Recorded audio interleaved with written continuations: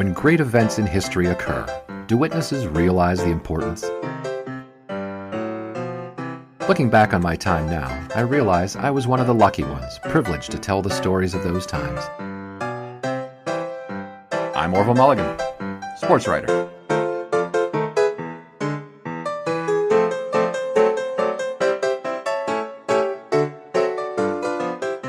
Previously on Orville Mulligan, sports writer. The commonly held conception about the 20s was that they quite literally roared. This is not half wrong. Chicago. That's where you're headed, Don Juan. Most folks believe that Chicago was the center of everything. Ah, Chicago. What a great town that is. Just great. You just have to remember 3 things. Keep your eyes open, your head down, and your ear to the ground. And as I was set to find out, this notion wasn't far from wrong at all. All aboard! Ah, so this must be the degenerate section. Dukes, how about getting us into Reagan's club this time? We'll see, Junior, we'll see. I'd be willing to go there just for a story. An interview with Frank Reagan, instigator of the Chicago race riots? Starting with the obvious, Coach. Who do you have that can stop Red Grange? You ask who we have to stop Red Grange? And I answer that the University of Chicago has 11 of this country's finest players to do so. Coach Zupke, Coach Stagg says his team is pledged to, quote, stop Red Grange by any means necessary, unquote. What's your response? With his Christian manners, he calls this one a jackass and another, and by the end of the workout, there's no men left, only 22 jackasses grazing on the grass. Well, that's probably where the vegetarianism comes from, too. Doogie, what in blue blazes are you doing bringing these apes out here? Red Grange? I'm a big fan. I'm not sure I can say the same. Let's go. This is your ride. My ride? I sent word through Reagan regarding your desire to meet with him, and he likely sent these boys here to escort you back to your hotel. Yeah, the boss sent us here to scope you out. Scruffler and me are excellent judges of character.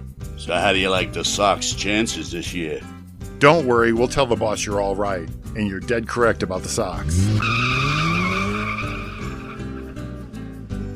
Well, hello, tourist boy. You have an extra smoke for a lady?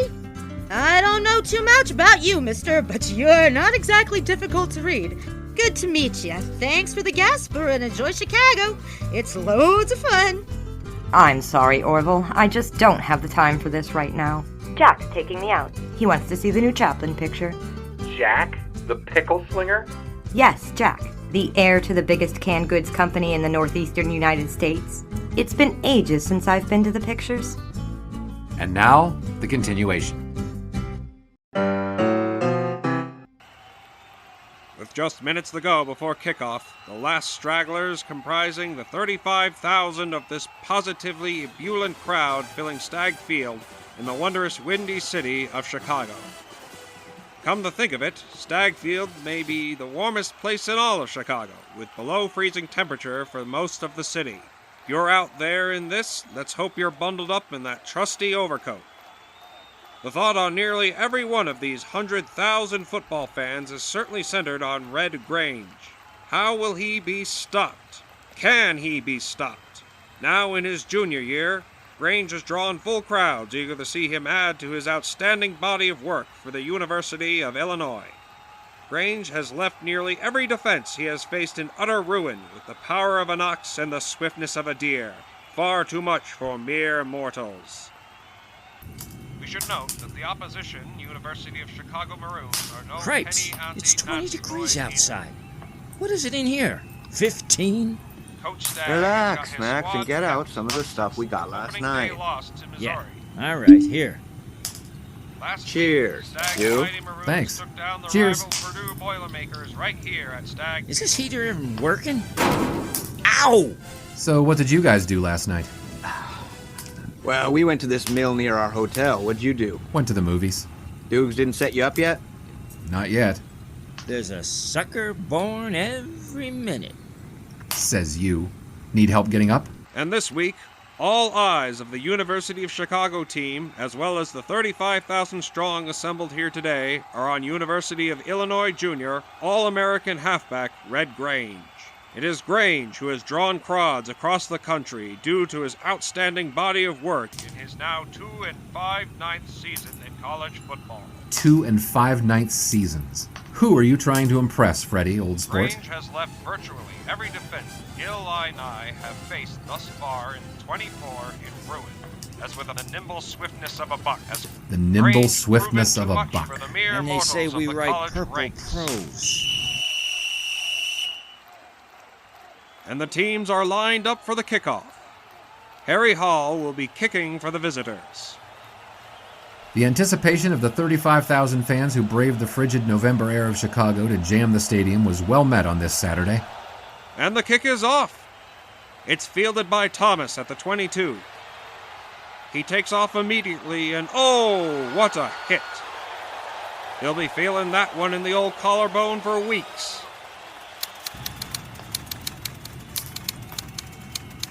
Off to an early start, I see. Are you kidding? You know that Dukes over there usually has 80% of his column done by the time the jockstraps are passed out in the locker rooms. When you've got it, you got it. Stagg's men began the proceedings on a mission.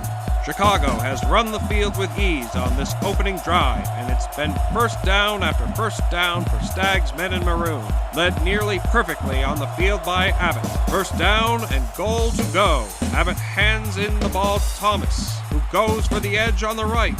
He fumbles the ball, and it's picked up by Illinois. A colossal effort for all the nothing by the Maroons here, and Illini will take over deep in their own territory. That first drive of Illinois played as did the entire first quarter. 2 attempts by Grange proved futile, as did one from McElwain. Shortly thereafter, lining up at the 1, everybody at the line with only McCarty back for Chicago. McCarty gets the ball, a big pile up, and touchdown, Chicago Maroons. Stag's 11 extended their lead in the second quarter, having their way with this Illinois defense. Here's Thomas on the handoff. Bartow throws the block. Touchdown, Chicago Maroons to make it 13-0. And now 14-0 on the extra point from Abbott. So far, ladies and gentlemen, this game has been all Chicago, with nary a peep out of Red Grange, the man everyone came to see. Naturally, Grange would not be kept down for long. Grange breaks free into the backfield, and he's finally taken down after a gain of 27 yards. And oh, Goodman just bounced off Grange there. Grange on the run, now passing, and Gallivan with the catch, and a few more yards to the 14. Grange is doing it all now, putting that ball right on Gallivan's bread basket on that throw. With fate now the mistress of Illinois, the denouement of this drive was easily foreseen. And it's Grange! Red Grange for the touchdown to put the visitors on the scoreboard. Each team hit pay dirt once more, first by an unheralded substitute. Francis is in at fullback for Marks now, set center in the eye. He gets the ball, and he's straight through the middle and in for the touchdown. 14-point lead, Chicago Maroons. And by the diametric opposite for Illinois. Zucky and his Illini pulling out all the stops on this drive. A fake punt followed by the fake drop kick has gotten Illinois down to the 10-yard line. And you've got to guess the famous redhead is getting the ball. He does. It's Grange, cutting hard to the left side. Hondelik bearing down, but Grange skirts him and is in for the touchdown.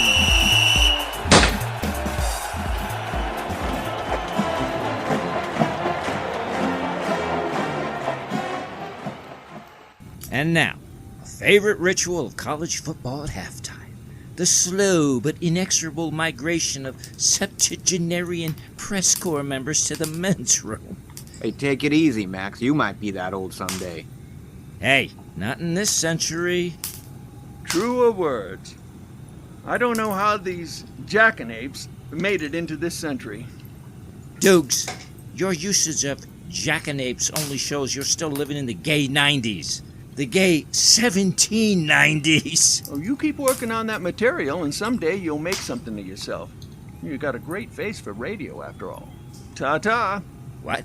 You're finished with the game write-up already? Tell us how it ends.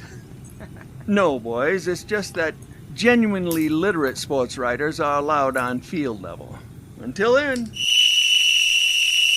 So here's the lowdown. Reagan says he's in. Says he wants some good press for his club, his sports club. Understand? I believe so, yes. Just be ready to step up if you need to. Understand? The only catch is the timing. They'll send word to your hotel. The Carlisle, right? Right. I don't know when exactly.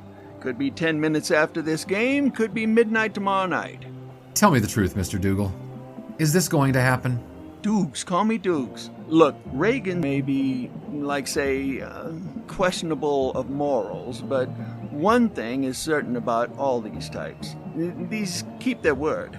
Getting zossed for a mistruth makes a great motivator.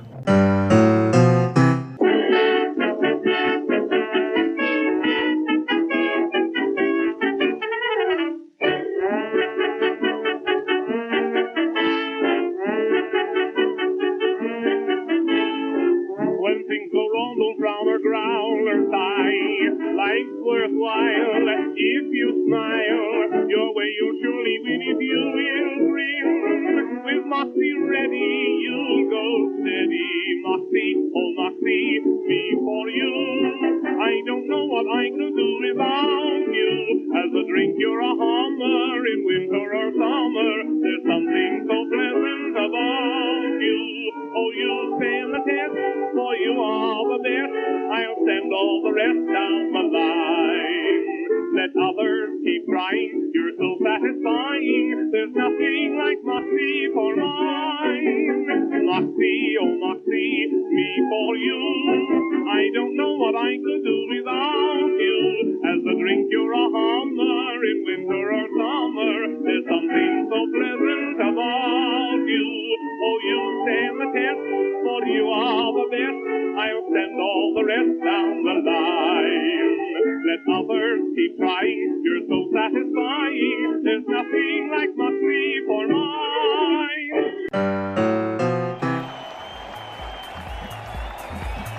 If football is a battle, the second half was pure trench warfare. Bodies strewn on the field as neither defense refused to surrender more yards of ground. And 33,000 were roiling en masse into a frenzy.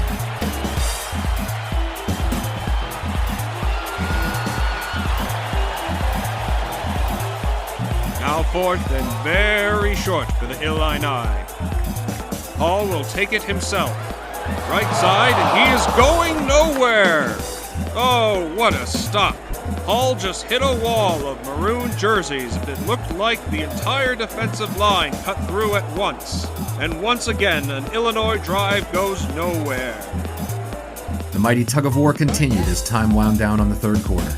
Chicago, for a fleeting moment, appeared to gain the advantage when Maroons with the ball on their own 1-yard line. Abbott takes the snap, doubles back, pitches it to Kerwin, and it's a punt!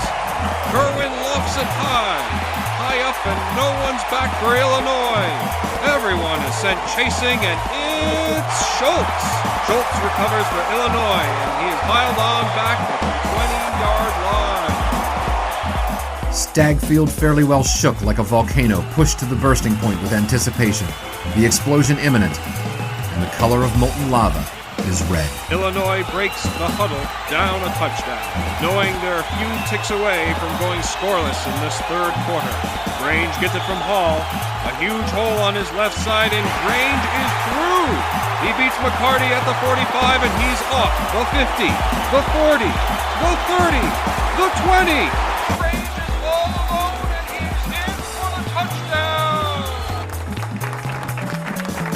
Many players can excite the imagination of the football-mad fan. But when the jaded sports writers sit up and take notice, that's when true greatness has been witnessed.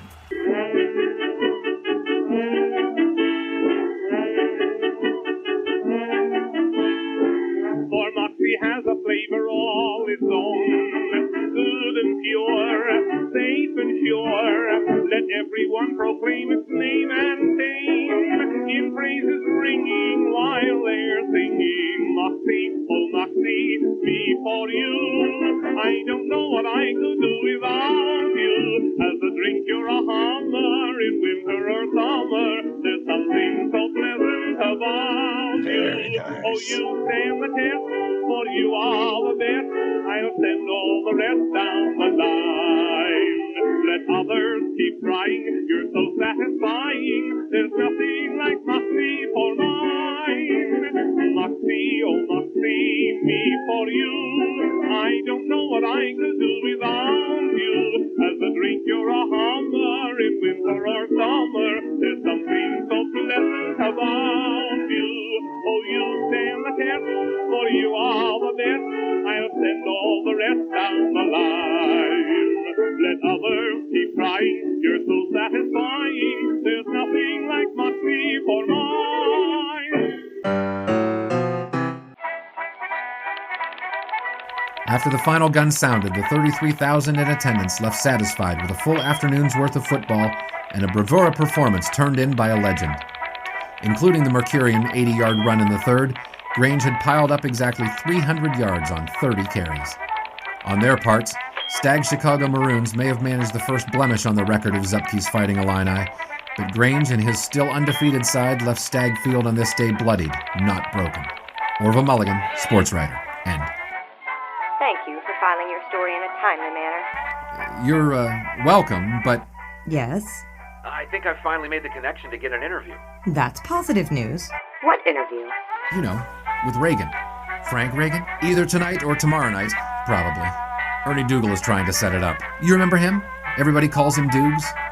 Yes, the UPI wire guy. Please tell Frank. Mr.